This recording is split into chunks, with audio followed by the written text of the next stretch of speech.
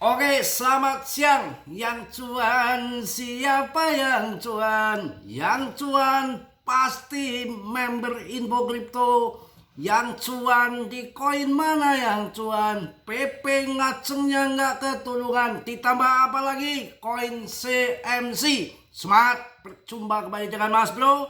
Akan memberikan info yang sangat wow. Kelihatannya akan bull market all season besar-besaran nanti di Januari, dan sudah mulai merangkak pelan-pelan dari sekarang. Ada katalis besar yang akan masuk kripto, yang akan menyikat habis-habisan BTC dan akan membawa altcoin ikut mabur ya.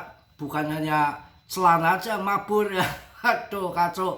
Langsung kita akan lihat di sini bagaimana pergerakan BTCD-nya. Di pasar kripto, koin dominansi adalah rasio kapitalisasi pasarnya terhadap kapitalisasi pasar kumulatif. Ya udah pokoknya bla bla bla, ini akan yang penting-penting aja untuk kalian. Yang mana Fed akan segera pangkas suku bunga, itu nggak penting lah ya. Yang penting ini aja untuk kalian supaya kalian bisa cuan betul-betul ya. BTCD-nya saat ini cenderung mengarah ke tren bearish turun, di mana terjadi rejection pada resisten terdekatnya, maka target koreksi akan dicoba, akan terjun dan membuat altcoin season dimulai, akan sampai di target mungkin di kisaran 52 ya, nanti akan terjun ke 52. Wow, sekarang 59, kalau terjun ke 52, wah kita bisa cuan dadakan yang luar biasa ya. Langsung info yang paling penting yang sangat mantap untuk kalian, membuat kita terbelalak. Wow, pokoknya kita itu jangan lihat baris, pemuja bearish mulu. Mana bearish, mana terjun, BTC ngaceng lagi. Wah, omel ini ya. Wall Street kuasai Bitcoin dalam 9 hari. Kok bisa? Kalau Wall Street udah ngamuk, wah siapa yang gak kenal Wall Street? Bukan main street, Wall Street, street. Wah ampun, ini berita yang sangat besar di hari ini kawan. Pokoknya jangan skip, kalian bisa, wah nggak tahu apa yang akan terjadi ke depan. CL sekarang, jual sekarang, tahu-tahu naik 100 kali lipat, bahaya ya. Tetap Dior, riset sendiri Mas Bro. Mong nggak mau wegah, tak sudi ganti kerugian kalian semua ditanggung masing-masing. Gara-gara bapak ini nih sakut, enak saja. Banyak yang mengatakan gara-gara bapak ini nih cuan ya. Yo ora ngapak, ora kepenak, Tegal ngapak kepriben aja kayak kue lah, mboh lah, gelem busung. Aduh luar biasa. Wall Street kawan kuasai Bitcoin dalam 9 hari. Kok bisa ya? Ayo kita simak infonya di sini yang sangat wow. Dalam kurun waktu 9 hari saja, beberapa institusi keuangan terbesar di dunia telah mengambil langkah besar dalam mengintegrasikan Bitcoin ke dalam sistem keuangan tradisional. Di saat retail kabur, tapi institusi membangun PAM gila-gilaan ke depan ya. Analis terbaru dari Sanaka Aslem Parera menyoroti bagaimana JP Morgan, Vanguard, dan Bank of America telah memainkan peran kunci dalam perubahan paradigma ini. Peristiwa ini tidak hanya mengubah cara pandang terhadap Bitcoin, tetapi juga potensi masa depannya dalam ekosistem keuangan global. Kemarin saya jelaskan Vanguard saja dia megang aset 7 triliun dolar segini-gini. Ya, 7 triliun dolar itu baru Vanguard saja akan masuk kripto setelah undang-undang ACT disahkan. Loh, katanya nggak akan sampai hari tahun ini akan disahkan. Luar biasa. Loh, kok listrik tahu-tahu bunyi? Tadi saya lip awal belum bunyi, belum dikontrol ya. Gila pokoknya. 4 raksasa, 1 minggu, dan perubahan yang jelas. Apakah akan ngaceng? Jelas ya. Kita bahas langsung.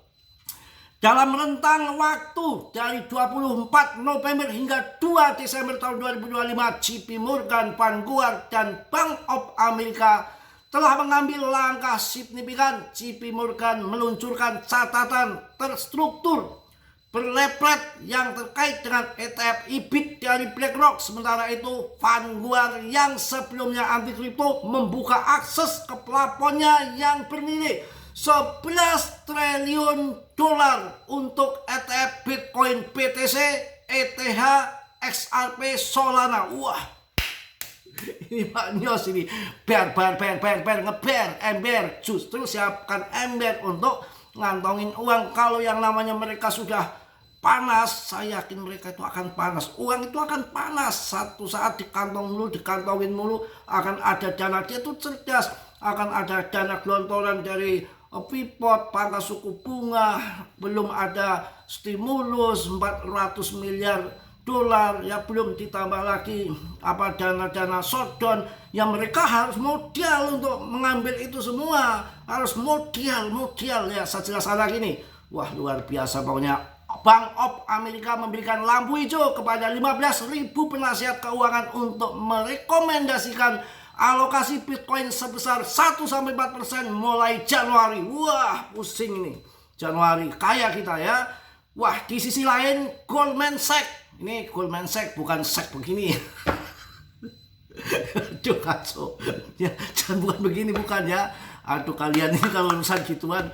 Ya, Goldman Sachs mengakuisisi inovator capital management seharga 2 miliar dolar. Langkah-langkah ini ketika dilihat bersamaan menunjukkan sebuah koordinasi yang hampir mustahil secara statistik menurutnya Parera. Wah, pokoknya sudah terserah mereka. Ya, mereka udah waktunya mau dipam ya pam. Kalau lagi turun ya diem saja. Kita bisa apa? Retail aja bisa mengharap gitu ya. Ketika institusi membangun retail, ya, ketika institusi membangun pam besar-besaran akan dibikin altcoin season, bukan jadikan bull run, retail itu mundur. Kacau ya. Di saat Wall Street mengambil posisi strategis, investor retail justru mulai meninggalkan Bitcoin pada bulan November. Ini pasti yang kemarin bilang barber ini diikuti sama temen-temennya. Aduh, kacau. Ya. Tercatat aliran keluar ETF Bitcoin spot sebesar 5,37 miliar dolar. Penarikan bulanan terbesar yang pernah tercatat. ETF IBIT sendiri kehilangan 2,34 miliar dolar karena investor menjual di bawah basis biaya mereka. Retail itu yang jualan. Wah, mantap pokoknya ya. Kita lanjut kawan. Wah, pokoknya kita lanjut. Pokoknya jangan ikuti yang bilang barber ya. Ini 4 raksasa 1 minggu dalam perubahan yang jelas. Gila, Wall Street itu kalau sekali dulit BTC dalam sekejap habis BTC. Nggak main-main ya. Wah, pokoknya jos ya. Di sisi lain, dana kekayaan negara seperti Abu Dhabi telah melipat gandakan kepemilikan Bitcoin mereka pada kuartal yang sama. Parera menggambarkan ini sebagai transfer dan tangan lemah ke tangan kuat, menandakan pergeseran kepemilikan Bitcoin ke entitas yang lebih stabil dan berpengaruh. PP juga diserok exchange besar. Bitcoin yang kemarin pada jual disedot sama Abu Dhabi. Tekanan modal mikrostrategi. Sebuah perubahan lain yang signifikan adalah keputusan MSCI yang akan datang mengenai eksklusi perusahaan dengan lebih dari 50% aset dalam kripto. Ini akan berdampak langsung terhadap strategi. Wah, sebelumnya yang memiliki sekitar 90% asetnya dalam kripto.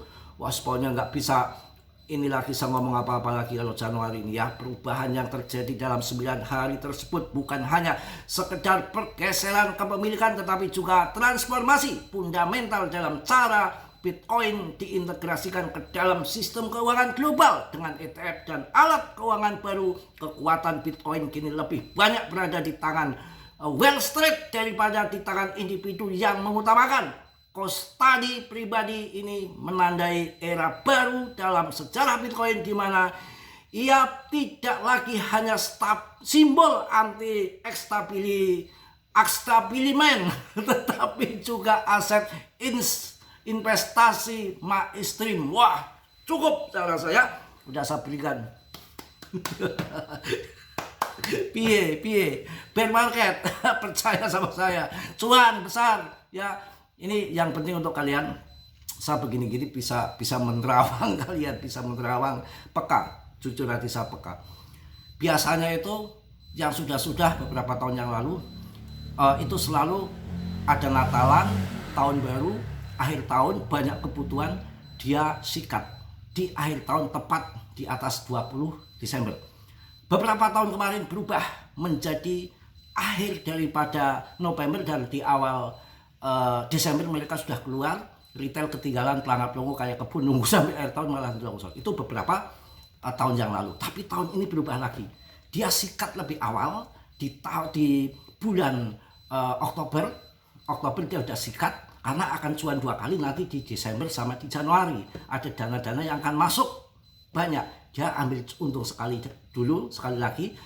Pertama ambil dulu untung, nanti kedua lagi di Januari mungkin dia akan ambil untung lagi 2 kali. Jadi kita dikocok-kocok sama dia. Saya berpendapat seperti itu. Ya, jadi dikacak kiwir. Pokoknya yang kita hanya kesimpulan kita apa yang kita lakukan selama masih sangkut, selama belum pam besar-besaran, kita tunggu sampai mereka ngamuk. Sampai mereka keluarkan dana. Mungkin itu yang saya sampaikan di siang hari ini. Tetap semangat, tetap yakin. Tentunya kelepotan, Mas Bro banyak salah, banyak dosa, hanya canda, tidak menyinggung sana sini. Ya, saya hanya sebatas manusia yang tidak lebih dari itu aja ya. Yang penting mohon maaf karena manusia kan nggak sempurna. Yang sempurna itu kan hanya Allah Subhanahu wa Ta'ala. Yang positif kalian ambil, yang buruk kalian tendang. Ingat, risiko ditanggung masing-masing. Mas Bro nggak mau menanggung risiko. Ya udah, nanti kemana-mana. Yang belum subscribe kiranya tolong untuk subscribe. Dan Mas Bro semangat. Yang sudah saya ucapkan banyak-banyak terima kasih. Salam dari Tegal, Mas Bro. Wassalamualaikum warahmatullahi wabarakatuh. Jos.